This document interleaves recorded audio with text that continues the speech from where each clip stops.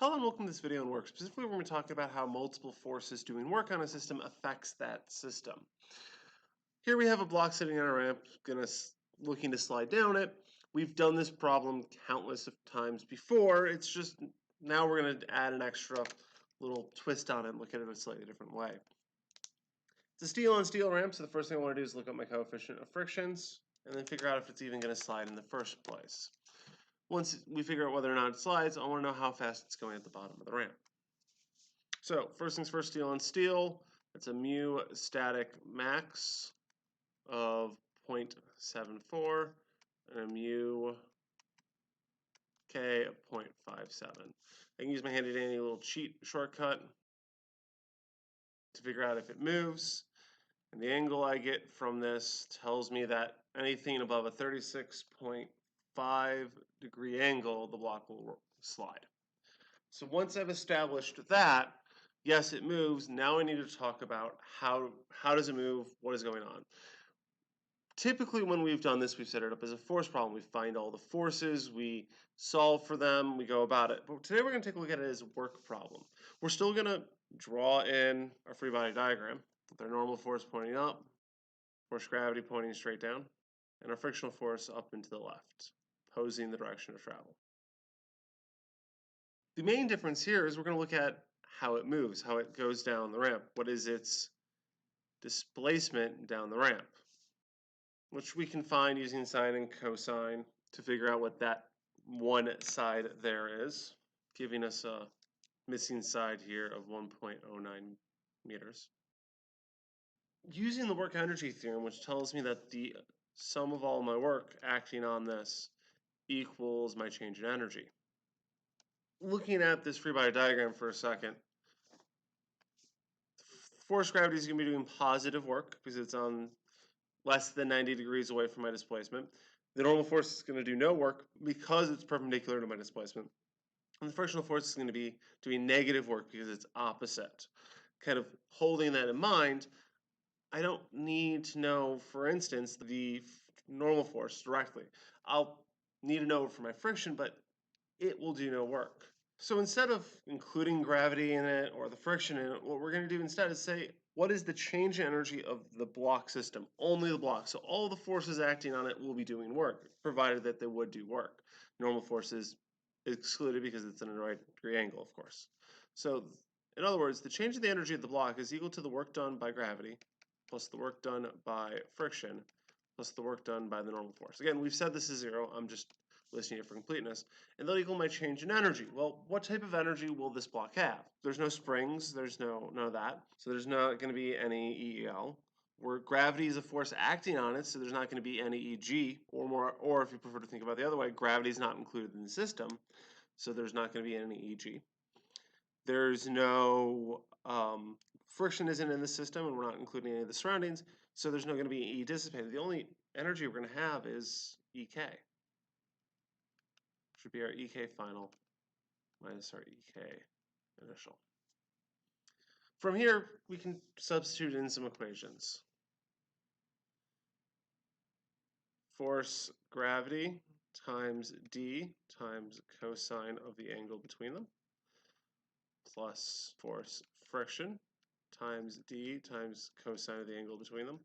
These angles here will not be the same because it's the angle between the force and the displacement, so I will use a different symbol instead, plus the work done by the normal force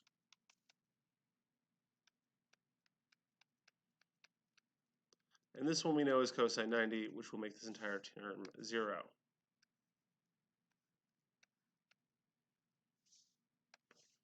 Will equal 1/2 mv squared final minus 1/2 mv squared initial.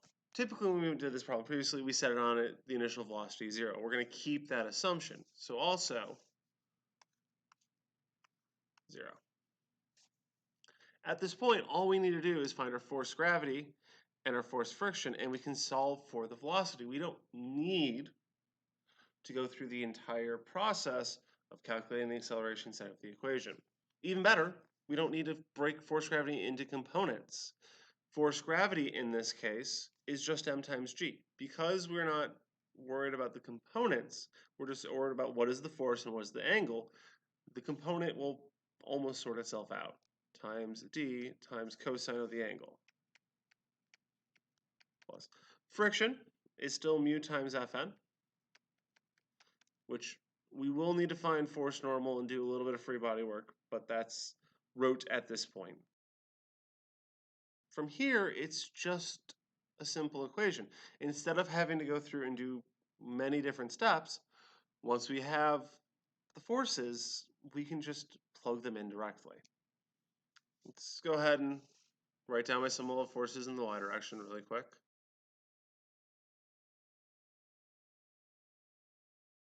Now I can take that and plug it in here. And when I do so, I'm going to make some substitutions. First thing I'm going to do is I'm going to swap all the angles. mg times d times cosine of theta. This theta is this angle here between this and this. And if I look at it, this is a right triangle. So this side's 40. This would be 50 degrees. Plus mu, again, we'll plug that in, times mg, in this case, cosine theta. This theta comes from this triangle here. In that case, which we've previously said is the same as the base angle, this would be 40.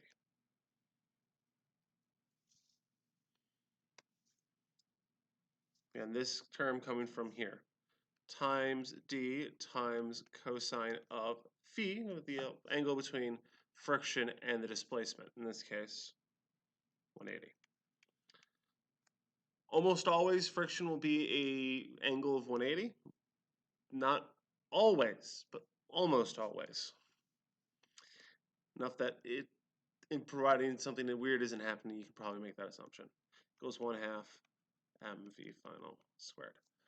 Now, one of the interesting things here we notice right off the bat is each term has an m. When we did this problem previously, we said the mass didn't matter, and again, we see that math bear out. Mass is in each term, it cancels out. From here, I can go forth and solve. I can solve for the v, multiply everything by 2, take the square root of everything.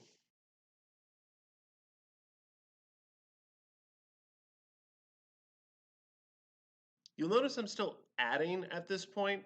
The cosine 180 will make a negative sign and carry me through. Plug in my numbers and solve.